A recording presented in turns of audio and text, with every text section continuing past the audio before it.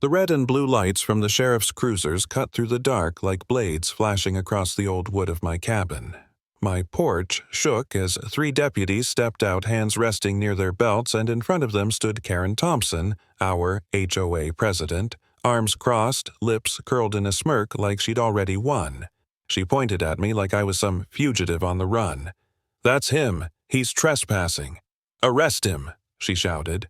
And there I was, standing on my own porch, the same one my father built 50 years ago, with the entire neighborhood watching neighbors whispering, kids peeking from behind their parents. I didn't say a word. Instead, I reached into my jacket and pulled out the single document that changed everything. The deputies froze. Karen's smirk cracked. Because what I held wasn't just proof that I owned my cabin, it was proof I owned the entire county. It hadn't always been this way. For 20 years, this cabin was my refuge. Summers of fishing in the creek, winters chopping firewood and drinking cocoa by the fireplace. Neighbors were the type to bring pies over just because or wave as they passed on the dusty road. It was simple quiet, until Karen moved in. She arrived like a storm in heels, and within 2 weeks she crowned herself queen of the HOA. Suddenly, there were rules. Grass cut to a precise height. Holiday lights down by January 2nd. 2 cars, max in your own driveway. Mailboxes painted standard white only, and God forbid you built a shed without her approval. Most neighbors grumbled, but went along. It was easier than fighting. But my cabin wasn't even part of the HOA. My father had nailed a sign to the old oak tree decades ago, Miller County line. This was our land before their development ever existed. That didn't matter to Karen. She marched up my driveway with her clipboard and declared my shed non-compliant. When I told her my cabin wasn't under her authority, she blinked like I was speaking Greek. "Every property here falls under HOA jurisdiction," she snapped. "Not this one," I said. That was the start of the war. At first it was petty, anonymous reminder letters in my mailbox, fee invoices with my name on them. Fines for overgrown grass when my nearest neighbor was half a mile away. She cornered me outside the general store, once waving papers in my face and screaming, "Pay these fines, or we'll take you to court." Folks buying milk stopped to stare. I just shook my head and told her, "Do what you have to do, ma'am." But she didn't want compliance, she wanted control. One Friday night I came home from fishing and found 3 HOA members in my driveway snapping photos of my cabin like it was already for sale. When I told them to leave, they said the HOA had voted to reclaim my property for unpaid dues. I laughed out loud. You can't reclaim what you don't own. The next morning a note was shoved under my door. Vacate within 24 hours or the HOA will call the authorities. And that's exactly what Karen did, 911, accusing me of trespassing on my own land. So here we were, deputies shining flashlights in my face, Karen whispering to neighbors, "He's done for," and me standing firm holding my father's land deed. Not just for this cabin, but proof that the Miller family had never sold the land that every subdivision and road had been leased, not purchased. The deputy's eyes widened. "Sir, is this real?" one asked. I nodded. Karen's smirk vanished. The whole crowd gasped. That one piece of paper flipped the script, but it didn't end the war. Karen doubled down.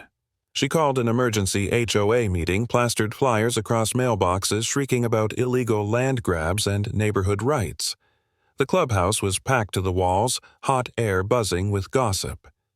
I walked in late wearing an old flannel, and she nearly spat fire when she saw me. She accused me of lying, of faking the records. But the county surveyor, Ellen Reyes, stepped in with a thick folder. She confirmed it, the trust was real, my ownership was valid. That should have ended things. Instead, Karen lost control. She slapped the folder from Ellen's hands, yanked the fire alarm, and screamed into the microphone about condemning my cabin as unsafe.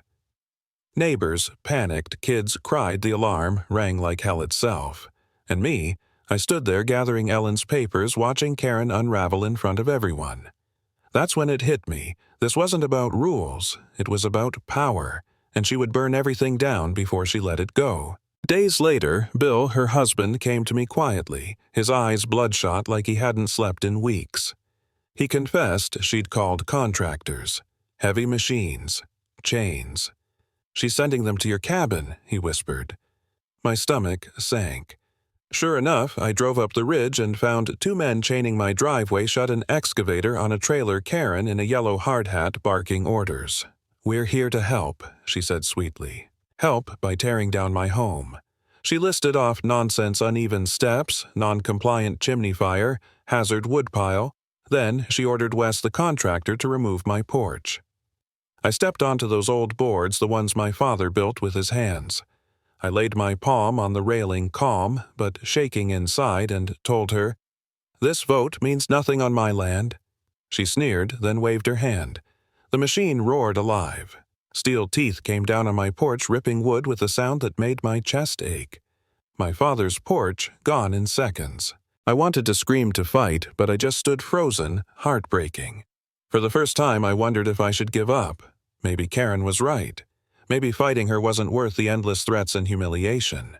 Maybe I was the fool clinging to something already lost. But then I heard sirens. Sheriff Daniels' SUV skidded to a halt, gravel spraying. He stormed up, shouting, "Shut that machine down right now!" The operator froze. Bucket hanging mid-air. Neighbors filmed with their phones, whispering.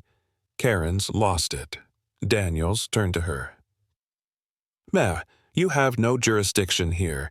Touch another board, and it's criminal damage." Karen screamed about bylaws, about keeping the neighborhood safe. And that's when Ellen arrived, waving official county records, her voice steady. "The Miller Trust owns this land. The HOA has zero authority."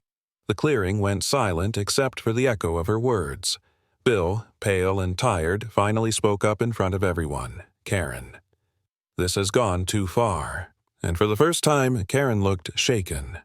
Just for a moment. But then she snapped again, pointing at me like I was the devil himself. "You think you're above us because of a piece of paper," she shrieked. But I wasn't above anyone. I just wanted peace.